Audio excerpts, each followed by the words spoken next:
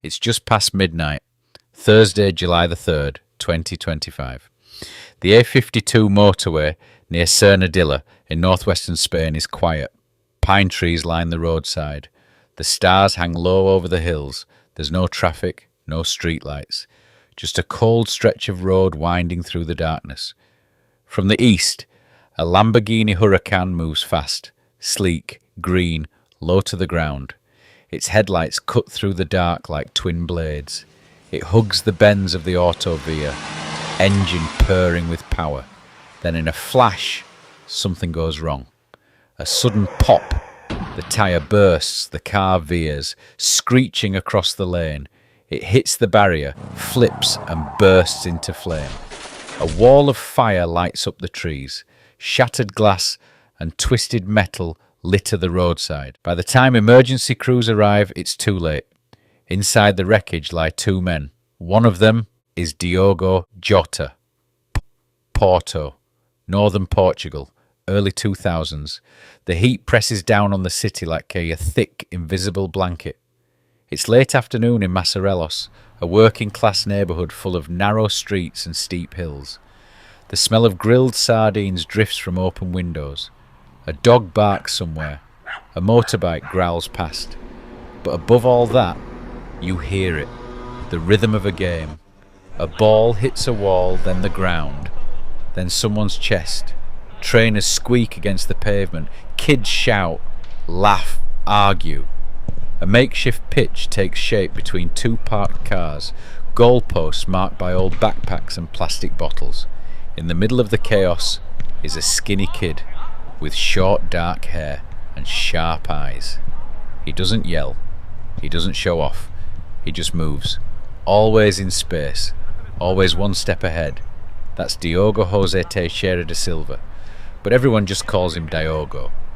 He's the kind of kid who plays until the sun drops behind the hills. Then he plays some more, under the streetlights, under the stars, until his mother calls from the balcony above to come inside for dinner, for the third time. Even then, he stalls. 5 more minutes. Always 5 more minutes. There's no academy here, no grass pitch, just cracked concrete, dented balls and raw instinct. By age 9, Diogo joins Gondomar SC, a small local club with cheap kits and big dreams. It's the first time he plays organised football, and straight away something's obvious. He's not the biggest, not the fastest, but he sees everything. Before the ball arrives, he knows what to do with it. He passes into space like he's drawing the future. While other kids dribble to impress, Diogo dribbles to escape. While others shoot from ego, he shoots to score. He's efficient, silent, lethal. Coaches notice. They don't see a highlight reel player. They see a machine being built. By 16, he signs with Paços de Ferreira, not a giant of Portuguese football, but a serious step up. A first-team deal, a real contract. He's quiet about it. No big celebration, no social media posts. He just keeps training. Because for Diogo Jota, football isn't about fame. It's not about flash. It's about the work. It's about being better tomorrow than he was today. And that's what takes him forward, step by step, match by match, from the back streets of Massarelos to the world stage. October 2014, it's match day, with Paços de Ferreira in the cup. He's nervous, he's ready. He walks onto the grass of Estadio de Material, heart pounding. Minutes tick by and then he's on. He touches the ball once, twice, then curls a shot into the net. Scores. First touch. First professional goal. Smooth. Confident. Instantly, the room changes around him.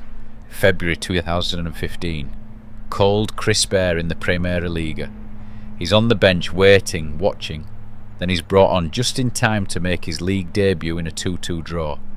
He's not just playing, he's learning. And in May he scores twice in a 3-2 win over Académica. He becomes the youngest player ever to score for Paços in Portugal's top division. His coaches whisper he's like Ronaldo. He shrugs it off, focused on the next match.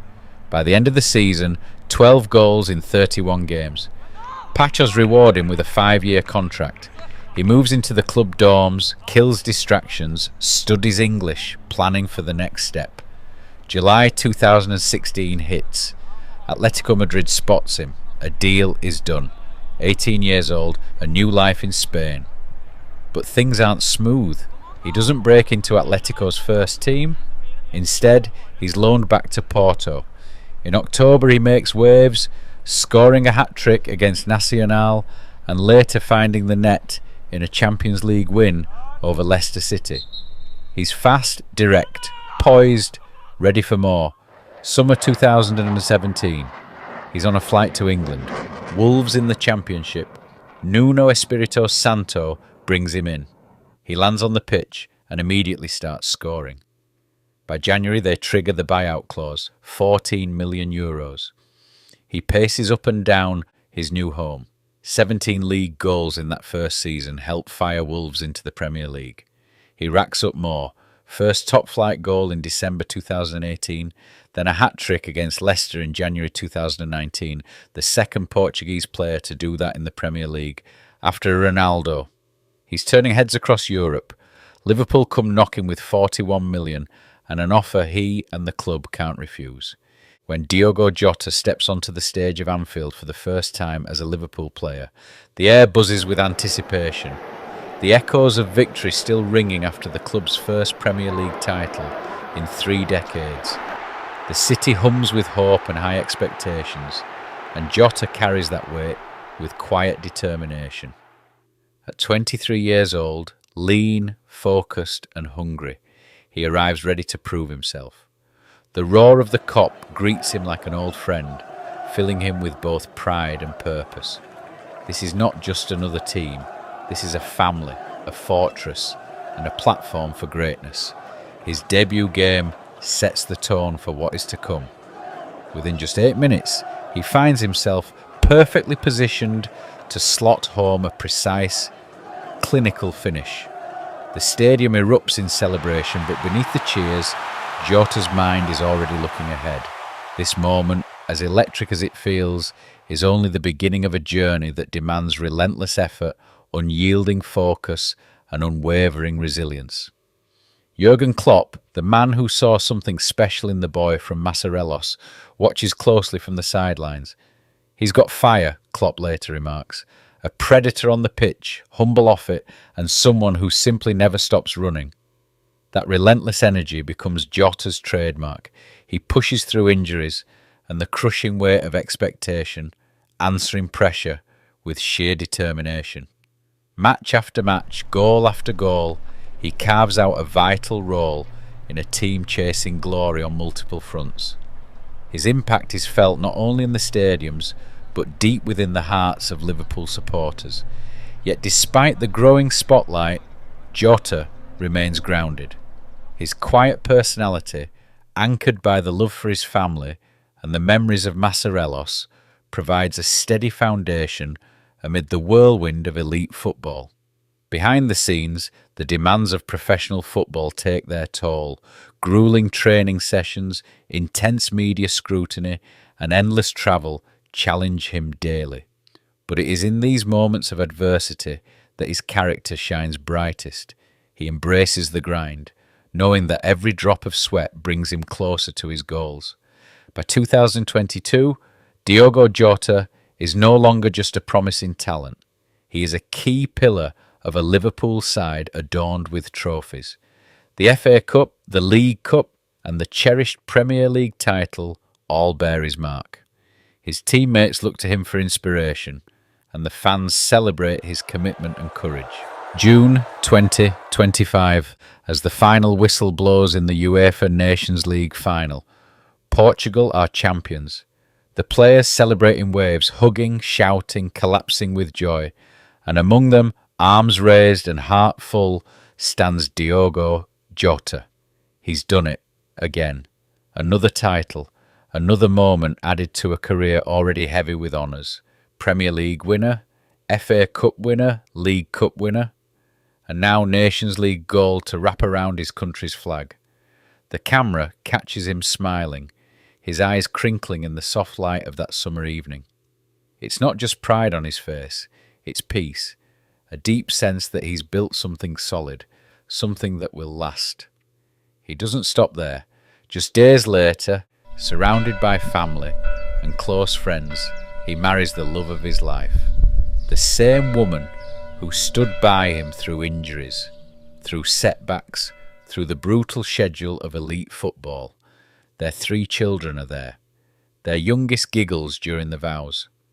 Jota picks them up and kisses their heads. He is not just a footballer now.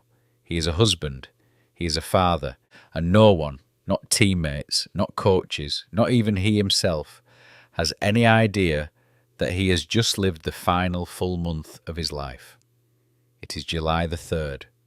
Shortly after midnight, on a quiet stretch of the A52 motorway near the village of Cernadilla in northwestern Spain, a car speeds through the darkness. Inside the vehicle, Diogo Jota and his brother Andre. They are returning from a family visit. The road is still. The skies are clear. Then, suddenly, everything goes wrong. A tyre bursts. The car swerves. The crash is violent. The flames immediate. By the time help arrives, it is already too late. News of his death breaks like a thunderclap across Portugal, across England, across the footballing world. Shock gives way to silence. Then silence gives way to grief. Tributes pour in from all corners of the globe, from Liverpool, Wolves, Porto, Pacos de Ferreira, from teammates, coaches, rivals, from young players who wore his shirt, from fans who admired the way he carried himself, not just as a player, but as a man. He is remembered not only for the goals, but for the way he played the game, with humility, with discipline, with joy. He is remembered not only for the titles, but for what he gave to those around him.